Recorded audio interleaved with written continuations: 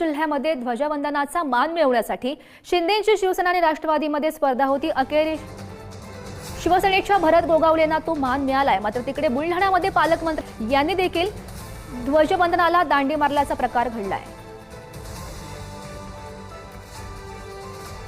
बुलढाण्यामध्ये पालकमंत्री न आल्यानं अखेर जिल्हाधिकारी किरण पाटील यांनी ध्वजवंदन केलं। मकरंद जाधव हे बुलढाण्याचे पालकमंत्री आहेत, तर सहपालकमंत्री संजय सावकारे हे आहेत। मात्र हे दोघेही गैरहजर राहिले आणि त्यानंतर हा सगळा वाद झाला।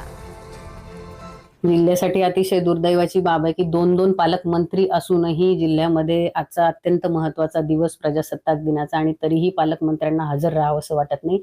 बरं, पालकमंत्री हजर नाही तर किमान सहपालकमंत्री तरी हजर राहायला हवे होते, परंतु तेही हजर नाही। मुळातच जिल्ह्याच्या प्रश्नांबाबत, जिल्ह्याच्या विकासाबाबत हे सरकार गंभीर नाही आणि म्हणूनच कधी काळी यांनाच झेंडावंदन मंत्री अशी एक बिरुदावली मिळालेली होती। ते किमान झेंडावंदनला तरी यायचे, ध्वजारोहणाला तरी यायचे। आता तर तेही गांभीर्य त्यांना राहिलेलं नाही। तर या सगळ्या संदर्भात हा नेमका काय वाद आहे हे जाणून घेऊयात। आमचे प्रतिनिधी संदीप वानखेडे आपल्यासोबत आहेत। संदीप, काय अधिकच्या अपडेट्स या संदर्भातल्या?